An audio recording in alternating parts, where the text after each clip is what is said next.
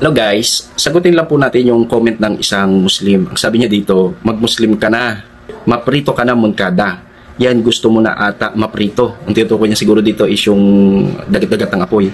Kapag umalis ka sa dati mong relihiyon, babanatan mo agad. Halata na wala ka natutunan sa mga pinaggalugan mo o sinadya mo lang atakihin ang pinanggalingan mo. So, negative yung kanyang comment, pero sasagutin pa rin natin ito ng may pag-ibig. So, masasabi ko sa iyo, brother, ito, paulit-ulit ko ito sinasabi, wala akong plano na mag-Muslim. Pero to be fair, inaral ko din naman yan, nag-aral din naman ako kahit papano. Pero, hindi sapat na masabi ko na ang Muslim ay tunay na relihiyon sa Diyos. Natatawa nga ako dito sa comment mo, sabi mo kasi pagka umanib daw ako sa relihiyon, tapos inaniban ko, tinitira ko. Bakit mo ko inihikahit sa Islam? Baka gusto mo tirahin ko din ang Islam? Hindi ba gano'n ang magiging line of argument nun? Kasi aalis at aalis ako sa Islam. Kahit umanib ako dyan, aalis at aalis ako dyan. Bakit? Napakaraming maling aral ng Islam. So, kung umanib ako dyan, sigurado aalisan ko yan at i-expose ko rin yung maling aral niya. So, ituwid lang kita ha. Hindi ako umaanib tapos babanatan o sisiraan ko lang pagka inalisan ko. Lahat ng inalisan ko, ini-expose ko yung kamalian nila. Bakit? Unang-una, para yun sa mismo mga miyembro. Baka sakali yung nakita kong mali, maintindihan mismo ng mga miyembro. Like for example, sa INC umalis ako, ini-expose ko na mali yung aral ng INC na sumasamba sila sa tao. So, masama ba yun? Mali ba yun? Hindi yun mali. Minamali o minamasama ng miyembro ng INC. Pero magkagan pa man, walang masama sa aking ini-expose. Bakit? Maraming nakikinabang dyan, maraming natututo po dyan. Ang totoo, marami ng mga INC na umalis mula nung napanood yung ating pag-expose sa INC. So, nakatulong pa ito. Nung umalis ako sa Pentecostal, nakita ko pera-pera lang talaga. Inalisan ko ito, tapos in-expose ko yung maling aral nila.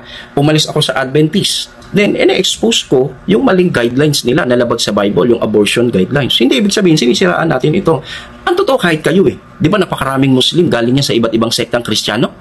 At lahat sa inyo na nanggaling sa iba't ibang sekta, binabanatan yung mga Kristyan. Binabanatan yung mga Katoliko, Protestante. Hindi nga matulog ang mga imam ninyo kakaatake. Tingnan yung mga depender ninyo. Ang laman ng kanilang video sa bawat page, puro pag-atake sa mga Kristyan. Bakit? Kasi kapag hindi nila ginawa yun, nilalangaw yung mga page nila. Wala namang nanonood sa inyo. Subukan yung mag-content lang about kay Muhammad, sa Quran, sa paniniwala nyo sa pag-aasawa ng marami. Subukan mo yun at yun ang i-content mo. Walang manunood halos. Kahit nga kapwa nyo Muslim, hindi kayo halos pinapanood. So, para dumugin kayo ng tao, binabanatan nyo yung paniniwala ng mga Kristyan. Sa totoo, sa tumatama ito Sa inyo tumatama ito sa totoo lang. Respeto sa inyong mga Muslim. Pero sinasagot lang natin yung paratang nitong isa nyong miyembro. Bakit? Napakarami sa inyo galing sa iba't ibang sekta. Nung naging Muslim na, sinisiraan na ang paniniwala ng mga Kristiyano. So, iba yan sa ginawa ko. Ako kasi, umalis ako sa iba't ibang sekta na pinanggalingan ko, ine-expose ko yung kanilang maling aral. Bakit? Bilang pag-ibig sa mismo mga miyembro. Ikalawa, bilang babala na rin sa mga tao na naaakay nila sa pag-anib sa kanilang sekta. Bakit? Galing na ako dyan Kaya nga inalisan ko yan kasi nakita ko may maling aral. Kung sa tingin nyo, mali naman yung aking in-expose, pwede nyo naman sagutin, malaya naman kayo. Pero yung maninira ka ng ganito, hindi yung tama kasi sa inyo mismo tumatama yan kung tutuusin. Marami sa inyo galing sa iba't ibang sektang Kristiyano nung naging Muslim, grabe na manira sa social media. Pero magkaganon pa man, hindi naman kami paikunin. Pagka gumawa kayo ng atake, sumasagot lang din naman kami, gumagawa kami ng video, pero hindi kami na personal o naninira ng mga Muslim.